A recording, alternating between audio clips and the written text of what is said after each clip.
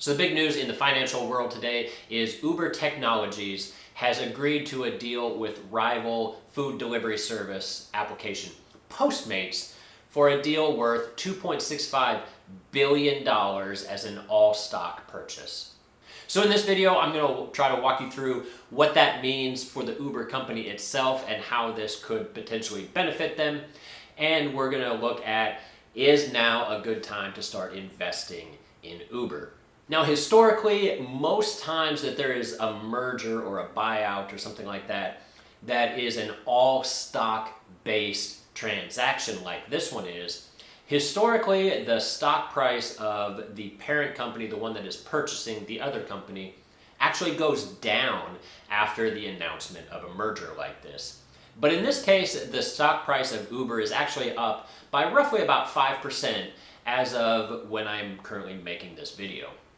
And I tried to delay making this video as long as I could. There was a conference call for Uber investors earlier in the day, and I wanted to make sure that I was in on as much of that because they gave some really insightful information about the future of the Uber company itself. So stay tuned. I'll try to tune you in a little bit about what was going on in that conference call. So for anyone that has been living under a rock the last few years, Uber is essentially a transportation company. They are best known for sort of their ride-hailing services. It's almost like a taxi service where an individual signs up with an application to be a driver and they take you wherever it is that you need to go. So maybe to and from the bars or the airport or to work in the morning. And it's typically a little bit cheaper and more convenient than a taxi service is, so it has become very popular recently. But even though that is what Uber is best known for, they actually have a wide variety of different footholds within the transportation and logistical enterprise.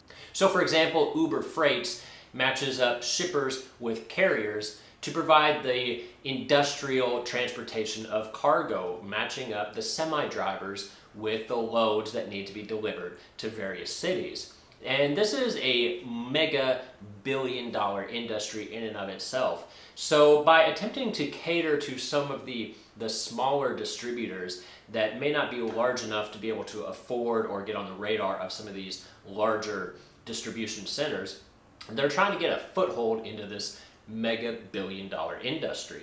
And Uber is also heavily investing in the research and design for self-driving vehicles. So I know when I was living back in Tempe, Arizona, you would see these self-driving cars taking passengers to and from different locations. This was sort of a trial, a test bed area that they were doing in the Tempe area.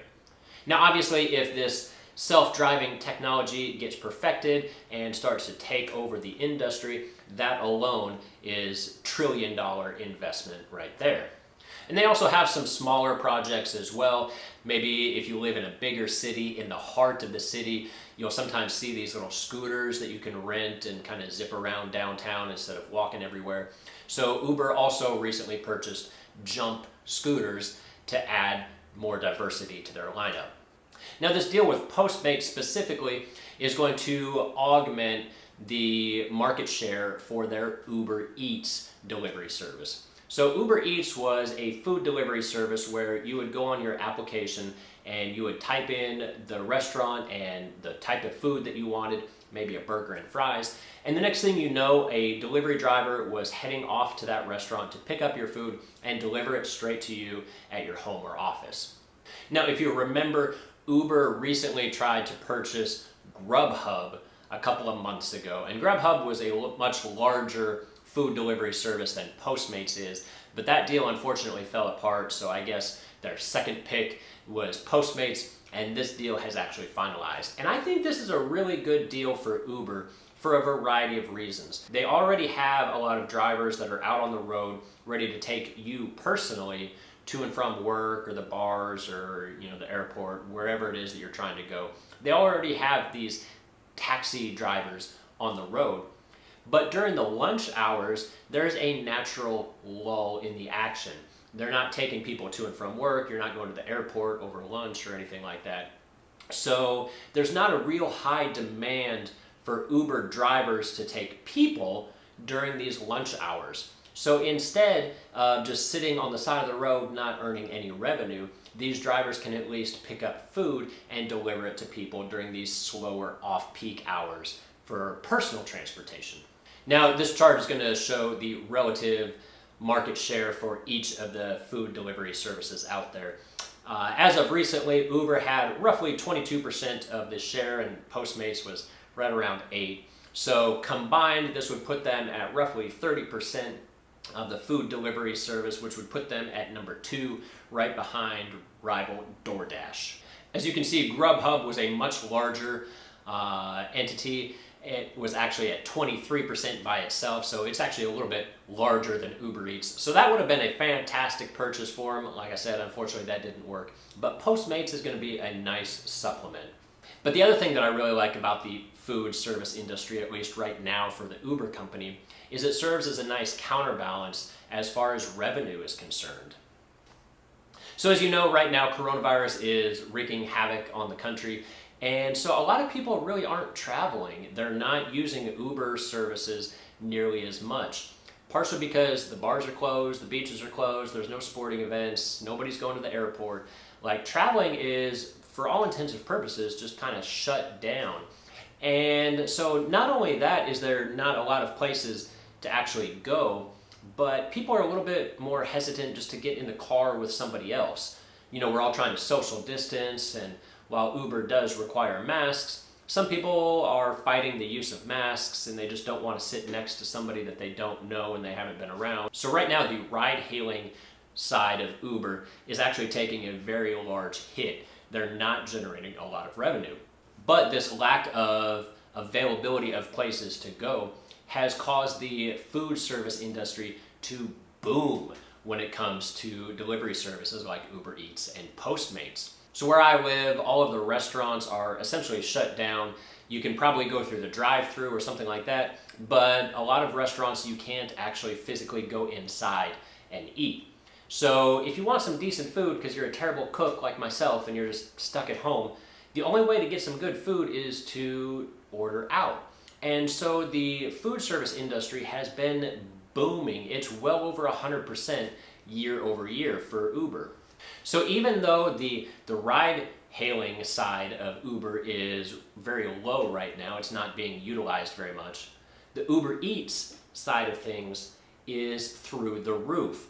And depending on if and when the economy opens up, yeah, okay, maybe the food service becomes slightly lower because now people are able to actually go out and eat and enjoy life with their friends again. So maybe this dips down a little bit, but then the ride-hailing side of things would naturally increase. So it's kind of on an opposite schedule. So in that regards, I think it provides a nice counterbalance to Uber's traditional revenue stream so that future shutdowns are not going to hurt the Uber company near as much as this most recent one has. Now, as I mentioned earlier, there was a conference call for investors to call in and ask some questions and get some good insight on the future of this company. And so some of the things that I thought was unique or worth noting during this conference call was that the Postmates app is going to stay in place. So they're not going to integrate it into the Uber Eats app. So they're going to have still 2 separate applications, but it's going to be the same company. And the logic behind this is they don't want to alienate the people that are used to using the Postmates app, because if that Postmates app goes away, then they need to find a new app to use. And there's nothing to necessarily say that they will choose Uber Eats as opposed to, let's say, Grubhub or something like that. So they want to make sure that they keep their current market share. So they will have 2 distinct apps, but they will ultimately be integrated on the back end to where it all feeds into the same database. And the next thing that was brought up and that I found really interesting, and it's not necessarily having to deal with Postmates, but more of just the future of the Uber company itself, is they're also really looking to expand on what they currently do within the transportation sector. Like I said, they've got the scooters, they've got Uber Freight, they've got the regular Uber for like taxi rides, and they're even coming out with Uber Air, sort of a helipad system for some of the larger metro areas that's supposed to come out in 3-4 years from now. But they're also trying to get into the personal products sector, almost competing directly with Amazon Prime or Walmart's home delivery service. So what they're trying to do, for example, is let's say that you have a prescription that you need filled. A lot of these prescriptions are for, elderly people. And so for some of those people, it might be difficult to get out of the house and go down to Walgreens or something like that to pick up their medications. So what if we just simply had somebody with the Uber company delivering those medications directly to the consumer? Similar to how Uber Eats goes to the restaurant, picks up your order, and brings it directly to you. In this case, the Uber driver would go to Walgreens or CVS or wherever it is that you needed your personal products purchased from. They would pick up those products and then hand deliver them right to your door. And I think that could be a very good source of revenue for Uber, partially because it opens up a whole new sector of products that you can then transport directly for the consumer, but it also opens up a different demographic. So typically the user that is using Uber or Uber Eats or something like that is sort of a younger crowd, maybe in their 20s or 30s on average. So a lot of the older people aren't necessarily interested in using these sort of products. They're a little bit more old school. They'll take an actual taxi ride. But by offering services that directly benefits this older generation of being able to pick up their medications and then deliver them to their house, that could open up a whole new demographic and revenue source for the Uber company. But regardless of what the company is doing, for you and I, the individual investors, the only thing that truly matters is this company worth investing in? And I don't know on this one. I'm a little bit hesitant on companies like Uber. I'm not a huge fan of their business models where they have razor thin profit margins and rely on just sheer quantity, volume in order to make their profits. And speaking of profits, there are none. Uber has consistently been losing money year after year. And this is due to a variety of reasons, and probably first and foremost is that they're still trying to grow. New companies, when they're trying to grow and expand, especially expand dramatically like Uber is, they tend to lose money year after year while they are trying to grow. And in addition, Uber has been involved in a lot of very lengthy and costly legal battles. So part of this is having to do with the individual states as far as their rules and regulations that they impose upon the taxi industry, that Uber is somehow able to skirt the rules and avoid all of this additional regulation.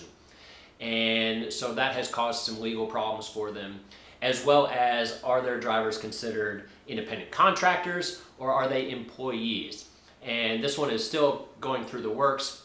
And if they are deemed as employees, then that means you have to pay them benefits and minimum wage and things like that. And so that could be very costly for Uber, not just the lawsuit side of things, but long-term payroll expenses, as well as lawsuits where the driver was either in an accident or they hired somebody that has a criminal past or something like that, and it caused some problems for him. So they've just been involved in a lot of lengthy legal battles. And so that's also been severely depleting their cash reserves. So when it comes to Uber, my final verdict is I'm a little bit on the fence on this. So I really like the fact that they bought Postmates. Like I said, I think it provides a much needed counterbalance to their ride-hailing services, especially in a pandemic like this. But I am a little bit hesitant considering that Uber has been around for a good number of years and everybody knows about Uber, and if they haven't grown to a size where they are profitable, then that's a little bit scary. So while I'm probably not going to go out and buy any additional shares of this stock, especially after this initial surge in price of roughly 5%, I do own a small quantity of Uber stocks, but not because I like their transportation or the Uber Eats or anything like that. I was more interested in the self-driving vehicle aspect of Uber. I think we're still a good number of years away from self-driving cars becoming a reality or commonplace or anything like that. but we're heading in that direction. So if Uber is the one that is able to perfect this system, then that alone is going to be well worth the cost of purchasing these shares. So that's going to wrap it up for us today, folks. If you're considering buying Uber Technologies Group, leave a comment down below and let me know what it is that you like about them. And as always, I'll see you all again next time. Thanks.